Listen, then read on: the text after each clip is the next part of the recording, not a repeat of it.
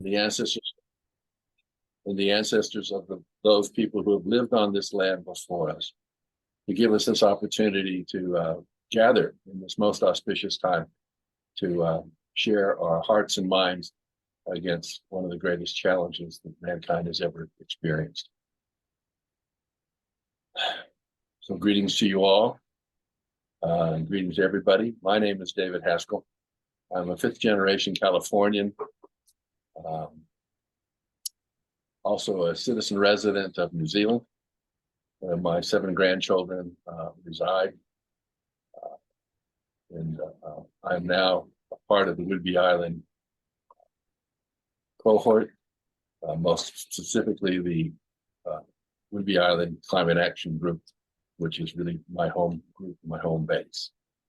I think the protocols for this meeting, we've got an hour. And as I told to Joe and Brendan, this will be a conversation. I want to share with you my experience, my story of how I got to be where I am and how it relates to where I want to go. It'll be an interesting story. And in terms of the protocols, in terms of participating, I've got you all up on my screen. I think I can get all 12 of you just about. And if you have any questions or something, please put them on to chat or put your hand up. We'll try to do this easy, but my plan is to give you the presentation initially, go over my major points, and then as we have time, there's 2 things. We'll have conversation, but there's also a very important life experience that I had this last week. My wife and I had an opportunity to join with the First Nations Indigenous tribes in our Salish Sea all the way down to the Columbia River Basin and up into Yakima. We spent 2 days with the tribe, and they are crying out for help. They are crying out to help to save their salmon, to save their orca. And it touched my soul. It was an extraordinary event, and there was a bonding between our Indigenous brothers and our relations and who we are. And they have much to teach us, and we have much to share and support through them. So I'd like to kind of end up talking about that. But what you can do now is you can sit back, relax. I'm going to tell you a story. Get your coffee. And the reason that the story comes about is that in July of this year, the Island County commissioners made notice that they had applied for a NOAA grant, National Oceanic Aeronautic Atmospheric Authority. And I thought, oh, interesting. I went back and I looked up what that grant was all about. And it's a $385 million climate resilience grant that I thought to myself, this is something very important. This is something we can go after. And as I have been deeply involved in climate plans, going way back in my days in California, making plans and all these mitigations, and I recently sold my solar company down in California and moved. And so it is through this lens that I looked at this NOAA grant, and it reminded me of where we had been once. And so the story I want to tell you about, you need to put yourself back in 1980. Now you can see by my gray beard that I was a young man of about 30, just given birth to my eldest son. I lived in Olympia. And in 1980, Dixie Lee Ray, a former chairman of the Nuclear Regulatory Commission, was our governor. The Washington state was involved in the largest building project in the world, simultaneously building 5 nuclear power plants. In 1980, you remember that this is in the shadow, 1979, of the 3 Mile Island and all that it brought with the meltdown of the reactor and the fears. As a dedicated environmentalist, I have a University of California degree in conservation of natural resources back in 1970. And since that moment forward, I've always been involved in working professionally for the environment, with the environment. And so in the backdrop of this building of these 5 nuclear power plants with cost overruns and mismanagement, that as many of us environmentalists, we stood up against them. But being against something is often is not proactive. And so in this context of these 5 nuclear power plants being built, the alternative was solar and conservation, solar and energy efficiency. And so in this light, there was a group in Seattle, the Western Washington Solar Energy Association. And the group, I was there involved, but yet I moved to Olympia and I helped start what we referred to as SOPASOSI, the Southern Puget Sound Solar Energy Association. And as this movement started to gain strength, the number of solar energy associations that sprung up throughout all of Washington was 23. And in this notion of rising up, my good friend Mike Nelson, who lived in Republic, he took the role of co-chairman of the Eastern Washington Solar Energy Associations. In my part, I was the co-chairman in the Western Washington Solar. We formed the Washington Solar Council to give all of these 23 solar energy associations an affiliation, sense of belonging. And in this group that we created, we also created the Citizens for a Solar Washington, which was our lobbying. One was a 501c3, the other one was a 501c3, whatever it is, that allowed them to do lobbying. And we raised funds and we hired a full-time lobbyist who worked in Olympia. Together, we were strong. We all worked autonomously. We all had our chance to do what we needed around our own place, our own sense of where we were. Thurston County for myself, my Southern Puget Sound Solar Energy Association. It was brilliant. It was populated by these beautiful people from the Evergreen State College taking their degrees in energy and such. And so that what we had was that there was the sense that there was a strong sense that together we had all these opportunities. Now, in addition to our forming at the grassroots level, we also had alliances with the federal government. There was this President Jimmy Carter, God bless his soul. I wish him well. He was one of our best. And Jimmy put together the Western Washington Solar Utilization Network, Western Sun. And in that, the director of Western Sun became a dear friend, Jay Luboff. Jay still lives in Seattle. And Jay provided the coherence with federal funding. In this group, we applied for grants. We established 5 solar outreach and technical assistance centers. In each one of these SOTECs, the Solar Energy Outreach and Technical Assistance Centers, then performed workshops. We gave film festivals. We had a physical place where people could come and check out tools. We were a tool library. We gave weekly, monthly newsletters, and also had a whole series of workshops that we were able to charge for. We raised our own funds. We got funds from Western Sun. We got funds from different places. We got sponsorship from our local communities. And so we were building. We were building. Again, all the time, we have the backdrop of these 5 nuclear power plants involved. Into the process, the Washington State Energy Office, which was just around the corner from our SOTEC in Olympia, invited me to convene a conference.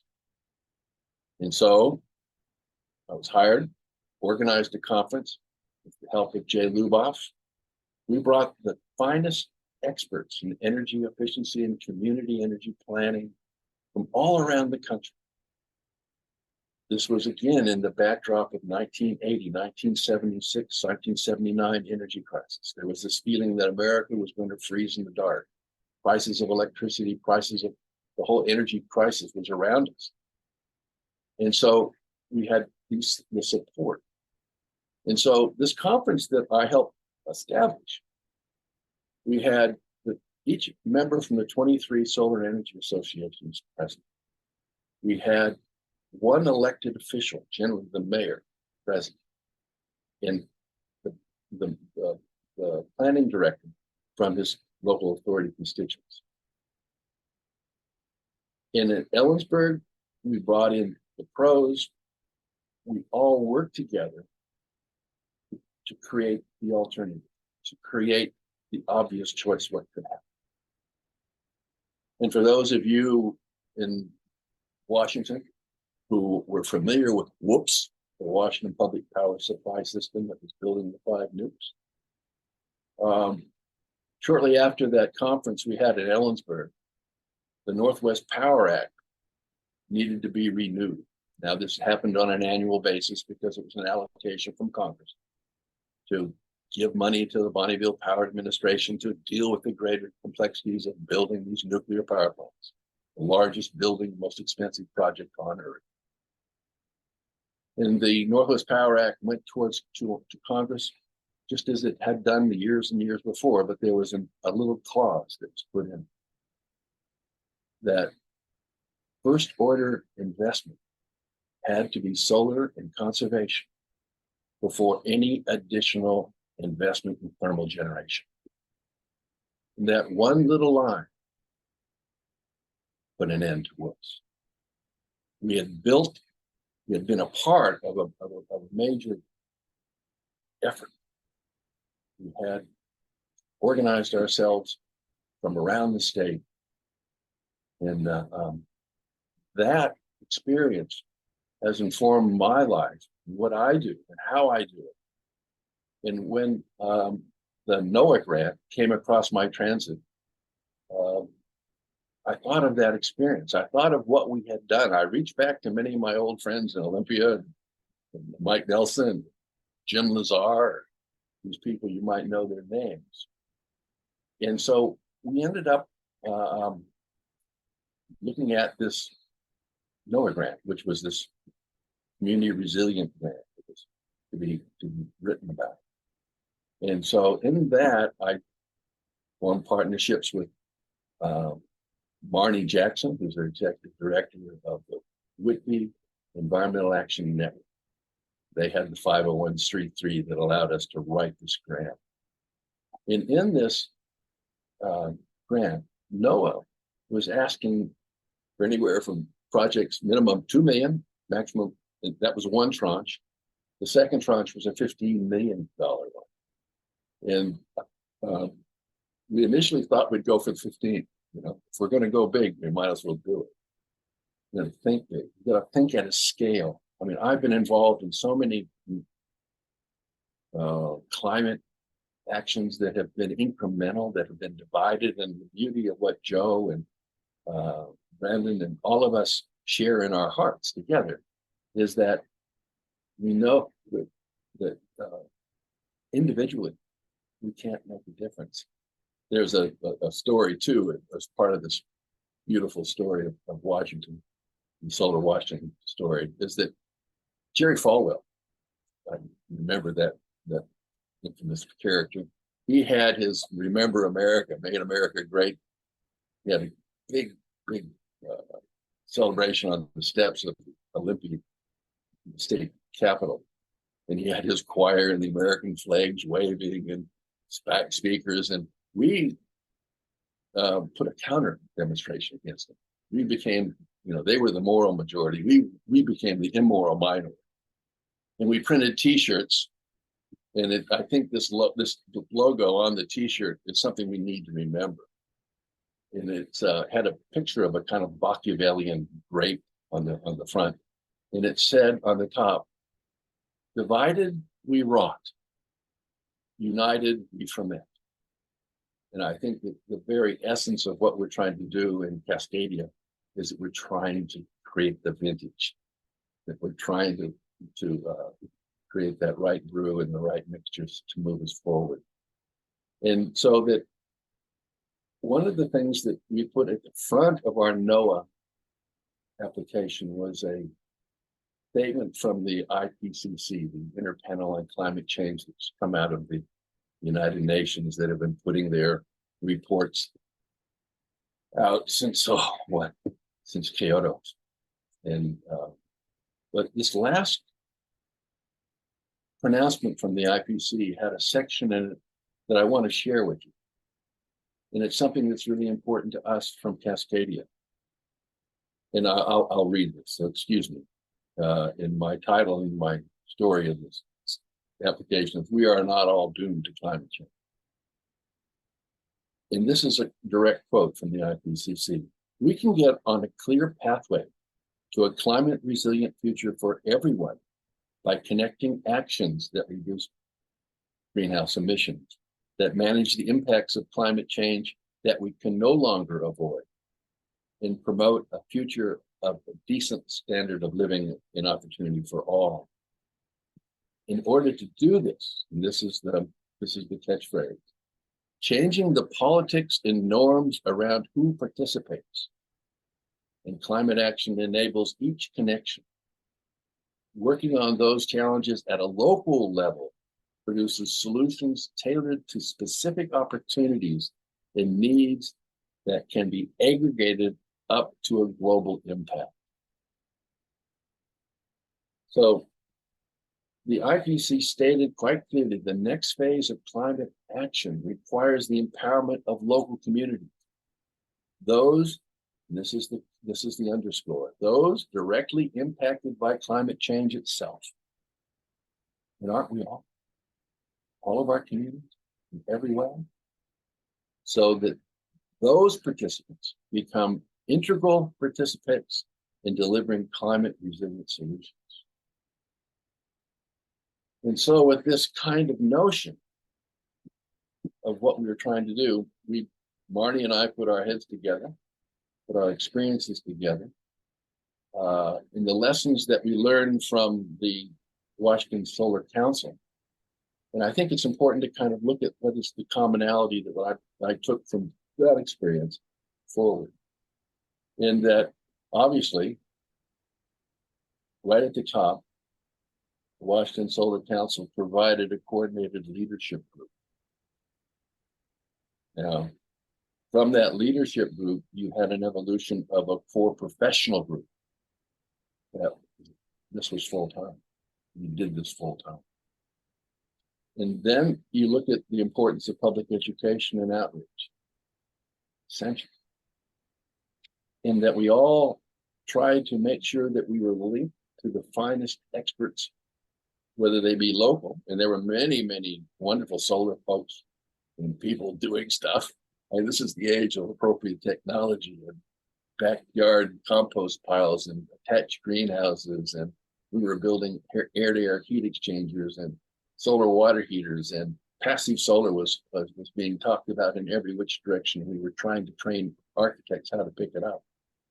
But in this, our objective was that all of our workshops would become projects. The host would pay for the materials, and we'd all show up with our work belts and our carpenter belts and shovels and whatever it might be. And those projects became demonstrations. They became case studies. They became log. They became data points for people to share. And of course, the other key issue of these 23 solar associations is that they were place-based entities that operated autonomously. They had their own relationship to their community, but they had the capacity to come back and seek help. And also, we also had this common overriding message. We were promoting solar and conservation over nuclear. We were trying to protect our environment. We all shared the same logos. We shared the same literature. And the other example that we did is that we all tried to work within our own communities. We didn't try to work against the electeds. We didn't try to work against the public servants. We tried to include them in what we were doing so that we were a unity. And of course, Jay Luboff, the DOE, and his core group was very important to us all. But we also, at the same time, had a multi-layer funding. We got funding from our dues. We got funding from work fees for our workshops. We got funding from the state energy office that paid for that wonderful big conference that paid for all of us to be there. And we also got this continual funding from the federal government. And so that experience and what we then tried to do with the Salish Sea, in the Salish Sea, we have San Juan Islands, in terms of the Americas, and those of you from brothers from the north, you're very much a part of the Salish Sea as we move into the Fraser River catchments and Victoria and Vancouver and all of that. But when we live here, I'm on Whidbey Island and Lopez Island, Orca. They all are similar. We all are similar. We are kind of an ecosystem that Whidbey Island doesn't have any. We only live on groundwater. It doesn't rain, doesn't recharge. We don't have water. We don't have a big lake. We don't have a big river. And as the rising tides come up, we're surrounded by water, as is all the other Salish Sea island communities, whether it's Vashon or Bainbridge, as we looked it down. So Marnie and I felt that was our organizing principle around these geographical places. That was our regional side. And in terms of the goal that we had, is that our goal was really the empowerment of our people to protect ourselves and also the environment from the ravages of climate change. Now, I'll read this to you. The solutions trialed and replicated through this program may involve, but are not limited to, addressing infrastructure integrity, like energy and water independence, coastal retreat, shoreline and stream restoration, food independence, water septic system management, waste management, wildfires, storm surge risk, mental health, in our cultural, social resilience, and also education. So we were not just looking at regenerating an ecological zone, but we were also understanding that as a community, we are under threat. We have all breathed the smoke. We've all had the drought. And we see the demise of our brothers and sisters of the natural world, be they flora or fauna. We see the temperatures rise. We see the acidification of the oil. I mean, this is all what we are. So this was a totality. I hearken back to the horrible experience that we shared for the Hawaiians and their fires. And one thing has always struck me: the electricity folks were always, "Why didn't you turn the power off so that the fires would stop sparking?" And they turned to people and they said, "We didn't turn the power off because if we turned the power off, then the water pumps wouldn't work." So in a climate resiliency perspective, we need to create infrastructure resilience so that all of these aspects, not just the biological life of the catchments and regeneration, but we look at trying to do everything. And our goal was, after 3 years, this grant was a $2 million ask. It hasn't been declined yet. We're still holding our, crossing our fingers that we might get to the second level. But from 3 years from today, we'll have island communities in the Salish Sea that are well practiced in learning from one another, that are connected, resourced, and ready to adapt at scale the most strategic targeted and high potential climate resilient adaptations.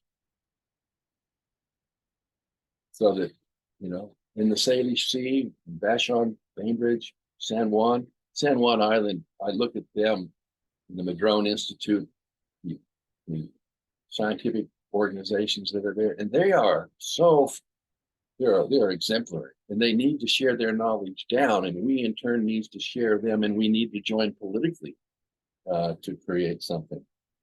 And of course, in the process of looking at the NOAA website, looking at the totality of going back to that learning lesson, bringing the experts to the situation, there's so much to learn.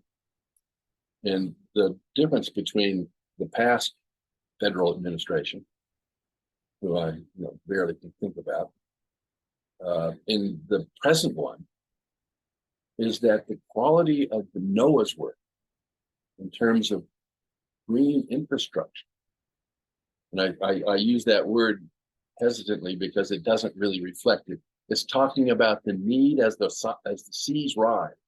How do we then retreat and maintain the ecological qualities of the new wetlands? How do they interface with the streams coming down to the sea?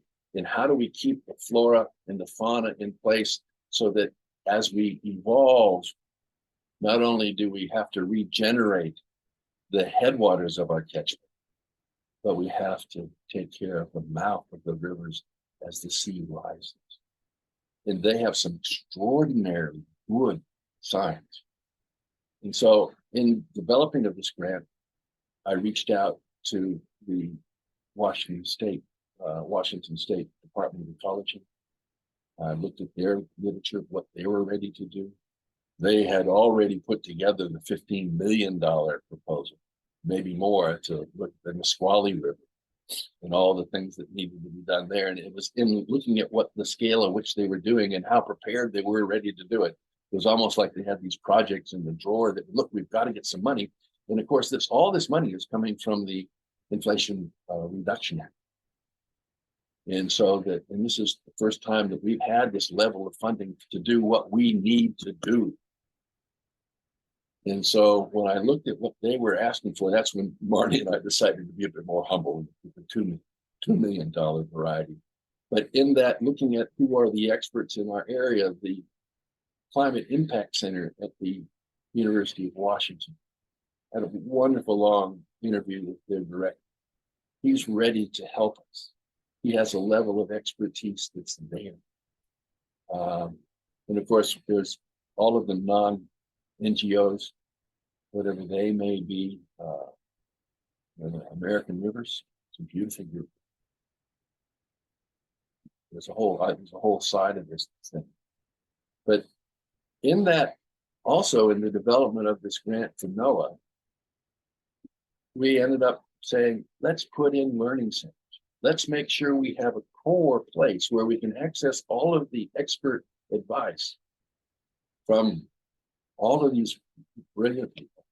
But also, it's a two-way street. It's a distributive educational process.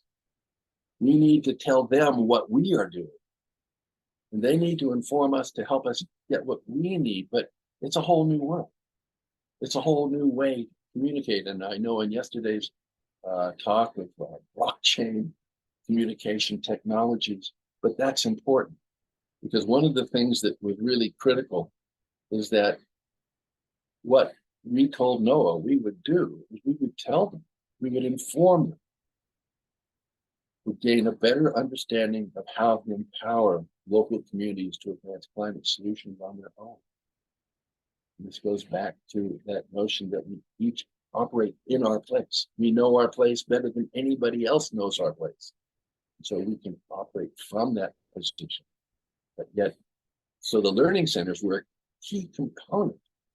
Whether we had one, whether it was just a virtual learning center where we had access to all these amazing technologies and connections. It's also about connecting. It's about making sure that we have an index of all of the projects. And we could spend, we planned within the context of this grant, we plan to identify all those good people. I mean, yesterday we did a little speed dating on our environmental you all have participated in that if you did. And I learned that people up in the Skagit Valley had a permaculture farm, and they've been working that way. They had been she had a lovely lady, Lynn. She had been a working force national park. She retired. She had a beautiful farm, and she was so proud. She needed help to make it better. She needed to show how it worked. And of course, in the Skagit Valley, there are so many situations like that. But she then becomes a part of the whole. And the whole is the system-wide solution set. So this is what we saw, that we establishment of learning centers. And also we identified the need to have that core professional group. So we put aside nearly $200,000 of this $2 million ask for a total of $600,000 to support a professional group of people whose only job it was to run this thing. So there was the core team who then would use the technology also. And in this regard, the idea that as we trained up, well, for instance, up in San Juan, and I first on my bucket list right now is to go visit these guys and really go see, look at them.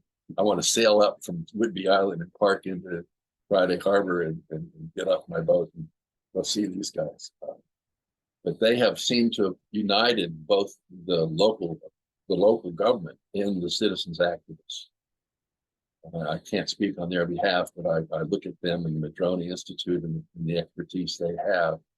And ideally, the Department of Public Works that exists in all of the local authorities should be really the Department of Climate Adaptation and Resilience.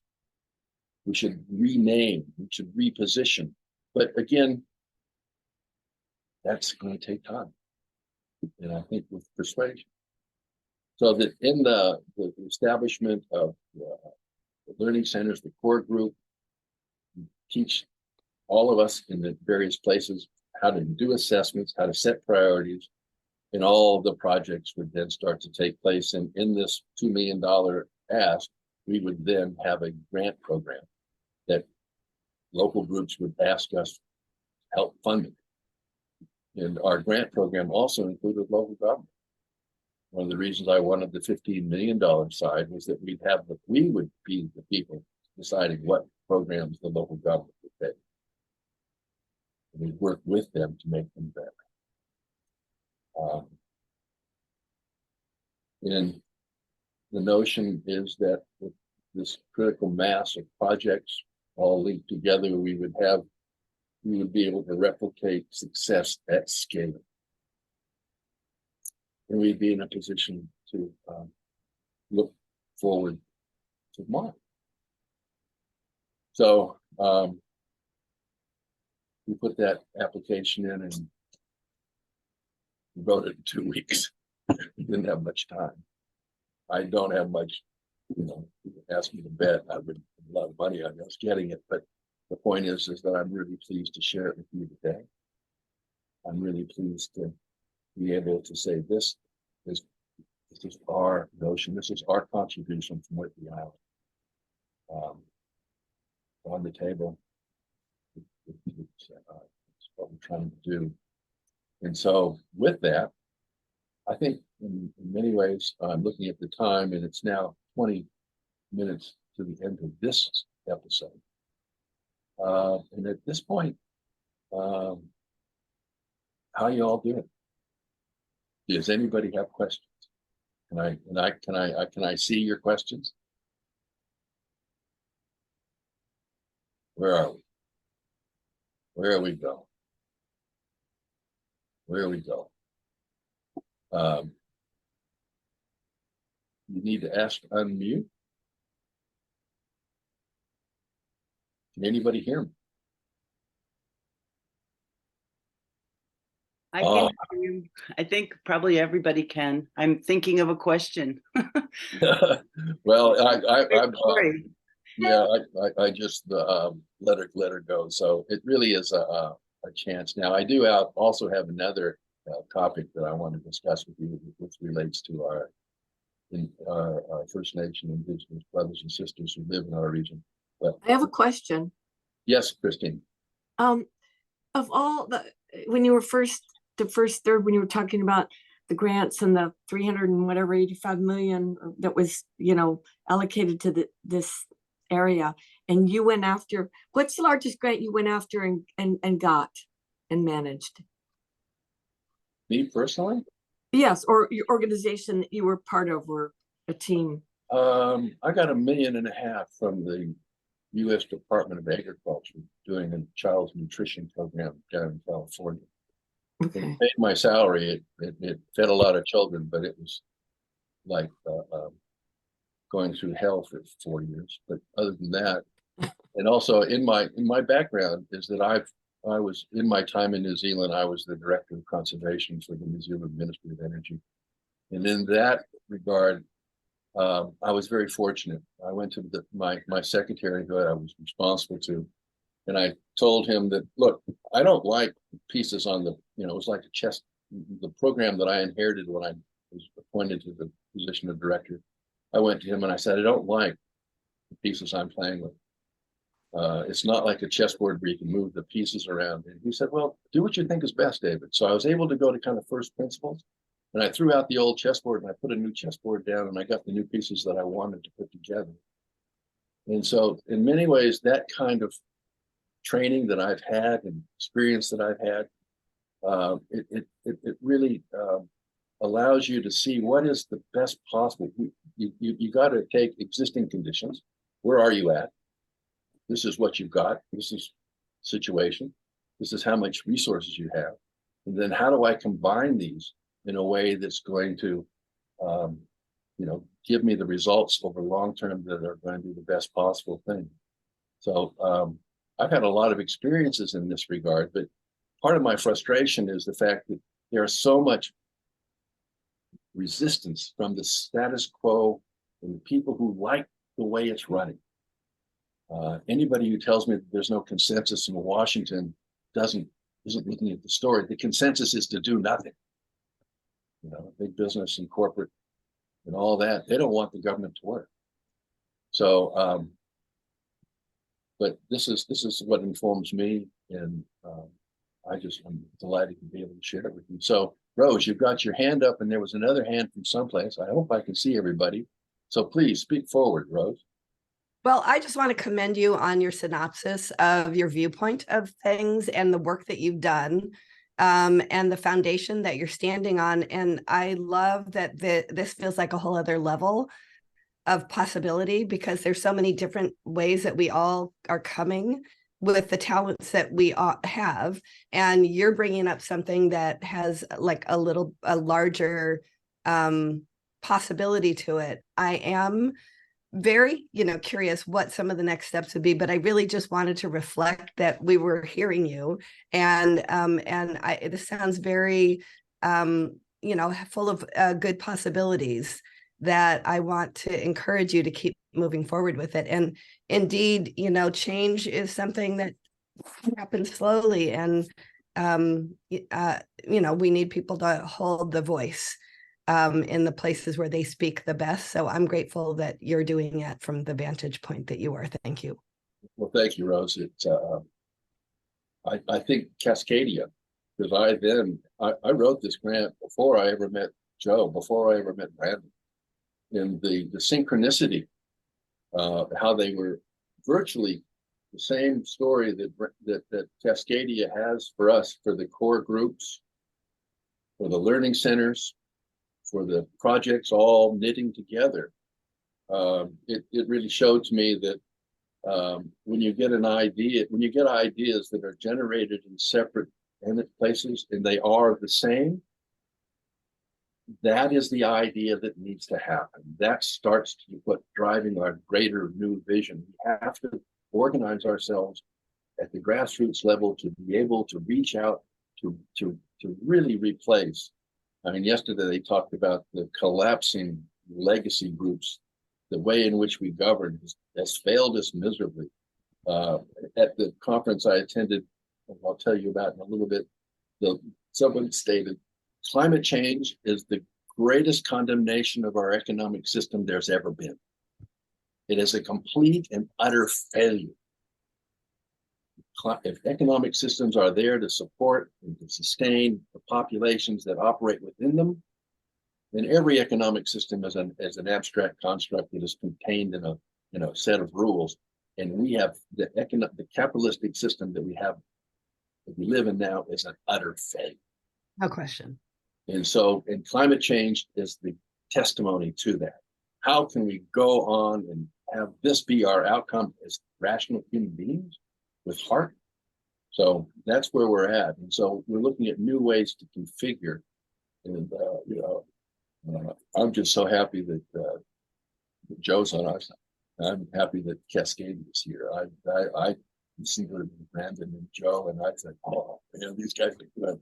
I was telling my good friend Perry Lovelace, who was a part of my Western Washington Solar Outreach Centers and all this. Perry and I go back together. We've been best friends since Berkeley. And I said, look, Perry, there's this train that's going the same place we want to go. And it's going to be a lot easier to get on this train than try to build a road. And that's how I see the Cascadia movement in the heart that it shows. And it's great. So we've got some hands up. Howard, you got your hand up. I can see that. And Brian, I see your hand. And so please, Howard, speak forward. Well, thank you. And I wanted to offer up, I sure appreciate the long view and the overview you gave, and wanted to present the theory of change that the Colshan Carbon Trust uses, which I think is relevant at the implementation level as to how a place-based nonprofit organization can help build community and engage stakeholders, whether they're kindred spirits or folks who just happen to be sharing the bioregion. And I posted in the chat our guiding principles for how carbon trusts conceive the task of building alliances and using facilitation, facilitated work groups to get people focusing on interests rather than political issues, and to find common cause around climate resilience. I've been very influenced by the last 2 weekends with the Regenerate Cascadia, and particularly by the work that Brian's doing, who'll be speaking next, about focusing climate or widening the lens that we use to focus climate to beyond carbon, with water being the logical place to track the results of our efforts, and to be looking at biodiversity as a measure of success when we get away from industrial agriculture and extractive forestry. We'll be making progress. And what our Carbon Trust tries to do is bring people together and pull together the resources, which through, for soil building and for carbon conservation. And so I wanted to put out there what this nonprofit, we're the first of its kind, and hope if we're able to achieve proof of concept in Whatcom, Skagit, Island, and San Juan counties, which is our service territory, if we can reach a scalable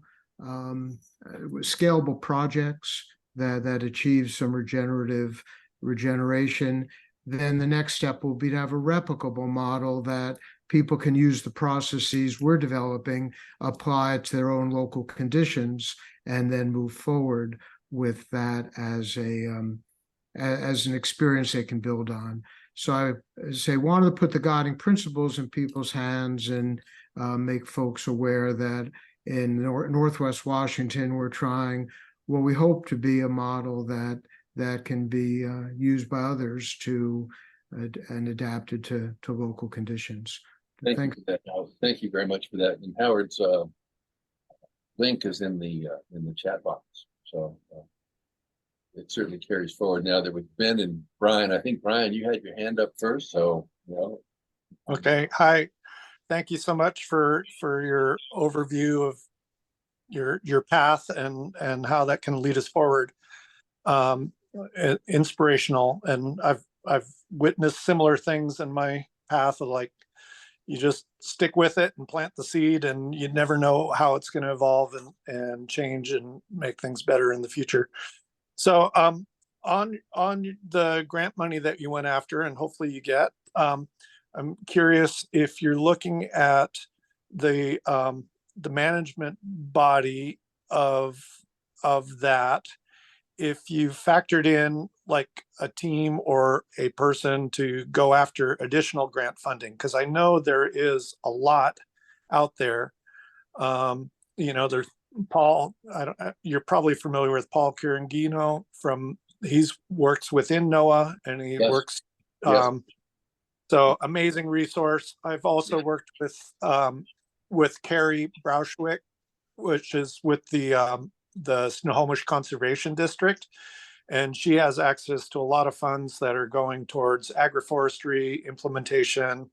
So the conservation districts have access to those federal funds to implement regenerative ag kind of projects.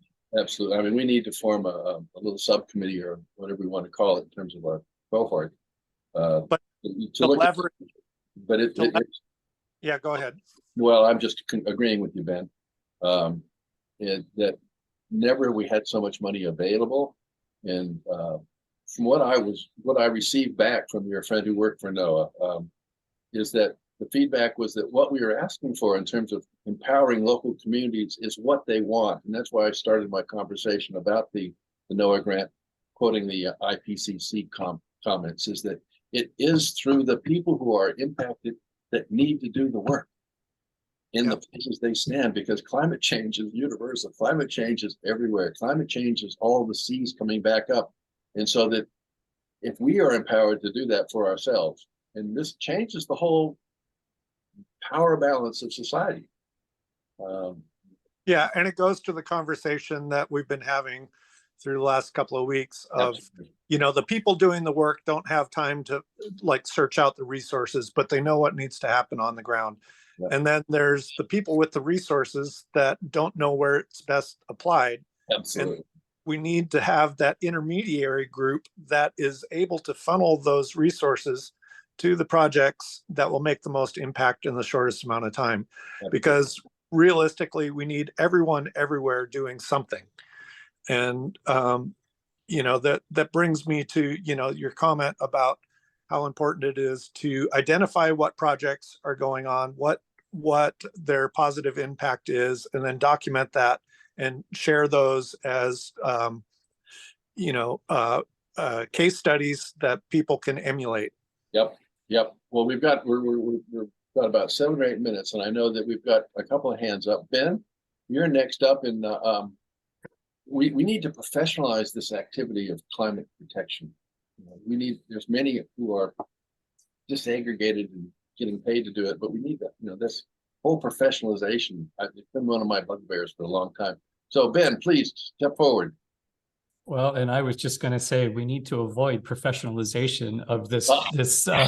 We need to get people paid so their livelihoods, they can work 8-10 hours a day. I know when I was a public service, my wife laughed at, she said, "Look, Dave, you're going to kill yourself because you believe in what you're doing. You're working 12 to 14 hours a day but yet I was being paid. I could do that. I also had 3 young children under the age of 5.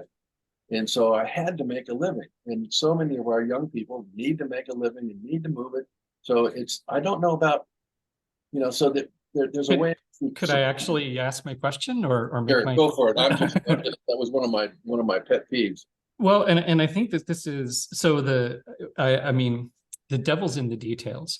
And the logic that we're talking about, we need to support the projects on the ground. I'm on board with that.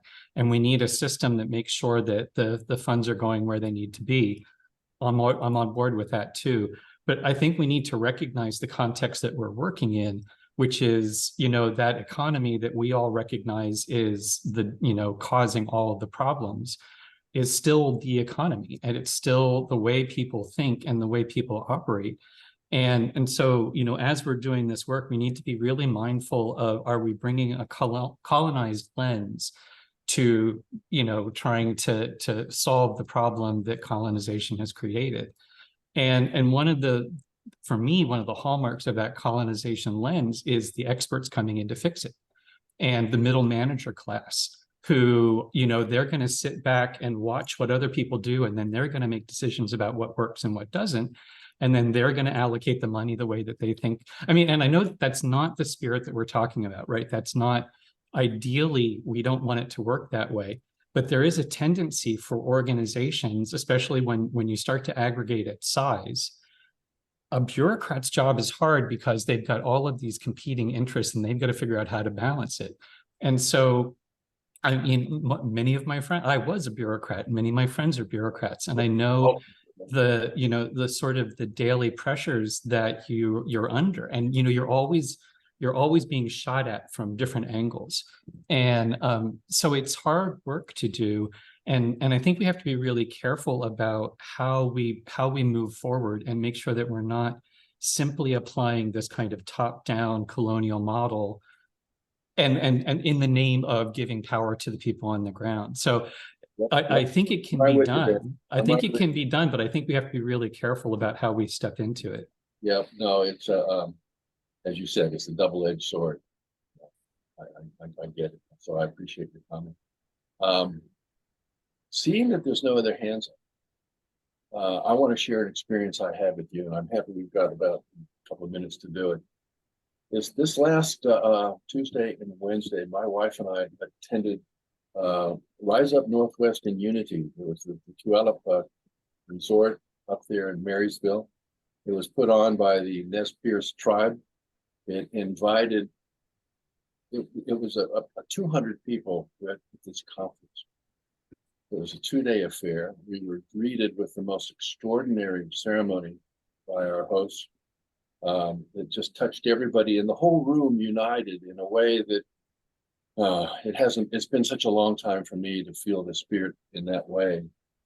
And there was an outwelling of tears, stories after story about how our native indigenous folks are coming to the edge of their sense of existence in their extinction. The life of the salmon is their life. It reminds me of the Maoris saying, "O te awa, awa te o." I am the river, and the river is me. In that they are the salmon people, and the salmon are in such dire straits, and that they came together. And I know that many of us, in living in our European ways, and whether you are interfacing with our indigenous brothers and sisters, they are reaching out to us in a way that they are saying they need our help now. And they need it today. They need it immediately.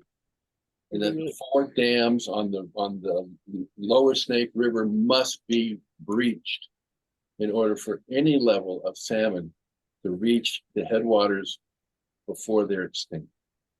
I mean, they brought forward the circle of life, and so that the salmon feed the orcas. The orcas and the salmon evolved over millennials together, and now there are 75 orcas left.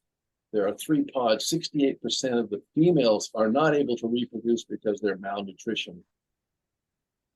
The amount they release in the neighborhood of millions and millions of salmon from their fish hatcheries, but they can't get down through those damn lakes on the Snake River, and less than 1% return. And according to science, this is the pathway to extinction. And so, if anything in the Salish Sea reflects who we are and what we aspire to be, it's our beloved orca. And I have come from this gathering, Chairman Shannon Wheeler, many other people from around the whole of the Indian nation, is saying to all of us, every one of us, that they want our help. We have to come to their being. We have to do that.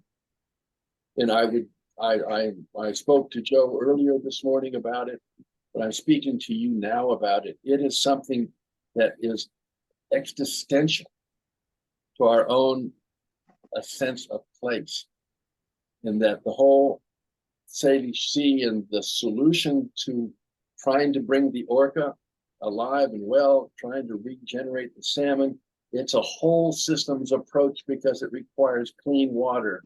It requires riparian strips that have been repaired. It requires taking these dams down. It requires doing the kind of infrastructure work that's going to allow the wheat farmers in the lower Tri-Cities area to convert from barges to rail. It requires us to use energy in a totally different way so we can take that 3% that's generated in that hydro and create it elsewhere and So- make it work. So anybody else? I'm Thank you so much, David. I think it's a little after 11 now, so I think it's time to switch. But all right, my brothers and sisters. Thank you very much. I've enjoyed this, and Brendan and Joe. Kate Pai, Kia ora, tatu.